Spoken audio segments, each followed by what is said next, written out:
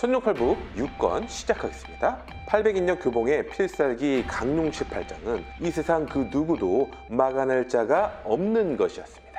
단 한 번의 공격으로 4대 정로와 정건청은 전의를 완전 상실해버렸습니다. 교봉은 개방의 방주인 자신에게 반역을 꾀했다곤 하나 이들 또한 형제처럼 지내온 터 불필요한 희생은 없길 바랬습니다. 그럼에도 4대 정로들은 이 모든 게 개방을 위한 행동이었다고? 교봉은 이제 생각보다 큰 내막이 있을 것 같다는 느낌이 들었습니다. 정건청이라는 자는 한술 더 떠 개방의 2인자인 구방주 마대원의 사망사건을 교봉이 사주했다고 확신한다 했죠. 교봉은 떳떳했기에 전혀 개의치 않고 우선 쓰러져 있는 4대 정로를 일으켜주며 말했습니다. 부방주를 죽인 원수가 살아 숨쉰다면 이 교봉이 그자의 숨통을 반드시 끊어버리겠소. 교봉의 단호함에 반역을 저지른 4대 정로는 자신들의 오해가 있었다고 생각했고 이내 개방의 율법대로 단검으로 자살하는 형벌이 4대 정로들에게 주어졌습니다. 단애들은 이 형벌이 좀 과하다는 느낌이었고요. 그런데 교봉이 그 단검들을 내공으로 휙 가로채서는 자신의 어깨 쪽지에 깊숙이 찔러버리는 게 아닙니까? 연속해서 4개의 단검을 어깨 쪽지에 깊게 박아버린 교봉이었습니다. 그러면서 율법대로는 아니지만 이로써 4대 장로의 죄를 사한다고 말했습니다. 이 자리에 있는 모든 사람들은 교봉의 강직함과 아량에 전율이 일었으며 4대 정로는 절로 감격의 눈물을 흘렸습니다. 하지만 정건청이라는 자만큼은 용서해 줄 수가 없었습니다. 그런데 정건청이 하는 말이 안타깝도다 오랑캐의 손에 개방과 송나라가 넘어가게 생겼구나 했습니다. 저자가 뭐라는 거지? 이때 여러 명의 노인들이 한꺼번에 나타나는데 그중 300인력 단파가 교봉의 어깨 죽지에 박힌 단검을 신속하게 빼주었고 300인력 담공이 어깨 죽지 상처에 금착약을 발라주었습니다. 또 300인력의 조존손이라는 노인의 성격은 촐랑대는 부분이 있었고요. 개방의 서정로와 이번에 사망한 부방주의 아내인 마부인도 다가왔습니다. 특히 마부인은 요염했고 몸짓 하나마다 야함이 묻어났습니다. 그때 마부인은 품속에서 무언가를 꺼냈습니다. 둥글고 말랑말랑한 거 말고요. 그냥 편지 하나를 말이죠. 편지는 개방의 전인방주인 왕검통이 쓴 것이었고 지강스님이라는 노인이 이 편지의 사연을 얘기하기 시작했습니다. 30년 전 남문관이라는 송나라와 요나라의 국경지대에서 벌어진 일이었지.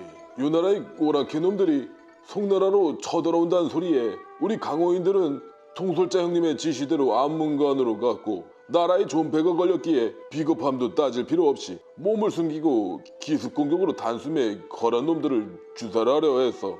그런데 나타난 거란족은 그냥 평범한 부부였고 심지어 갓난아기를 안고 있었지. 그럼에도 거란족은 사람은 물론이고 개나 소조차도 좋은 종자가 없었기에 우리는 다 같이 살수를 펼쳤어. 그런데 그 거란 남자는 너무나 막강했고 우린 초조함을 느낀 나머지 거란 여자한테마저 살수를 날렸어.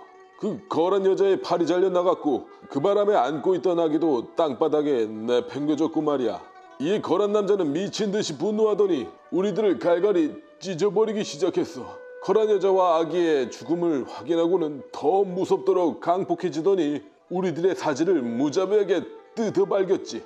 우리도 강호에서 이름난 고수들이었지만 그자 앞에서는 비명소리만 질러댈 뿐이었지. 그자는 그까지 쫓아와서는 한 명도 남김없이 도륙을 냈고 그 어떤 이도 당하지 않은 이가 없었어. 우리 모두를 쓰러뜨리고는 거란 여자와 아기에게 다가가 한없이 눈물을 흘리더군. 이상하게도 거란족의 울음소리가 처량하게 이를 데 없는 것이 우리 송나라 사람과 별반 다르지 않다고 느껴지더군.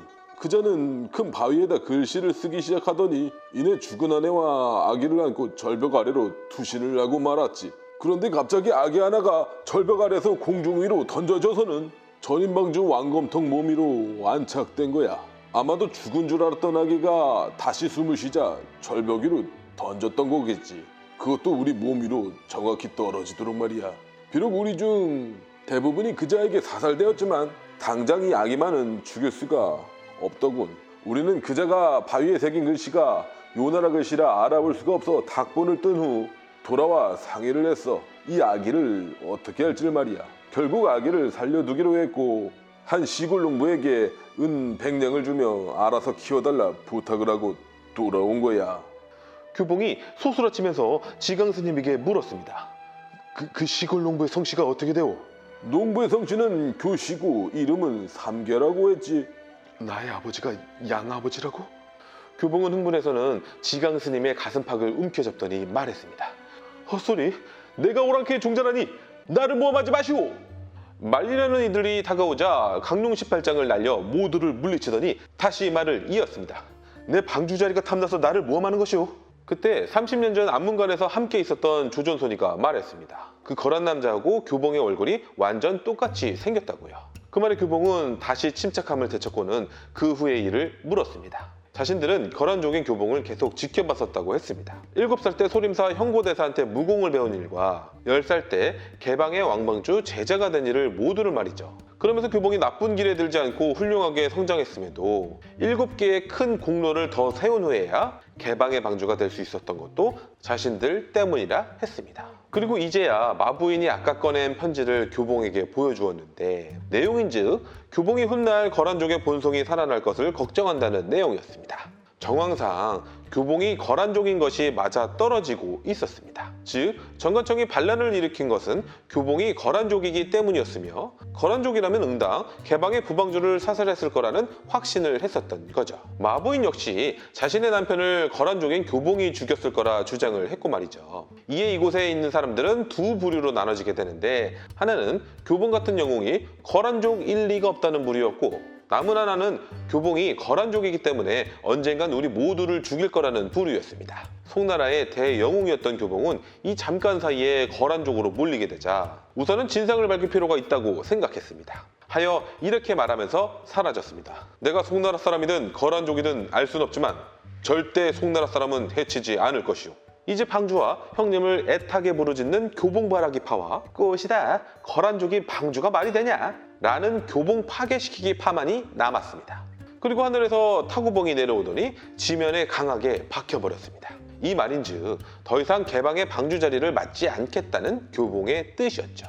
그렇게 교봉 사건이 마무리되었고 모두들 해산하려고 할 때였습니다. 사대학인 섭이랑 남해학신, 운중학 이렇게 3명이 나타났습니다. 또 서하국의 일품당의 당주란 자도 함께 말이죠. 서하국은 대리국처럼 또 하나의 국가였으며 일품당은 서하국의 고수들만 모여있는 하나의 문파였습니다. 그 일품당의 당주라는 자는 얼마나 강하다는 것일까요? 어란 200여 개방의 장로 한 명한테 망신이나 당하는 허접이었습니다. 저는 이런 허접의 등장으로 이번 편이 끝나면 어쩌나 했습니다. 이렇게 천룡팔부 6권이 끝났습니다.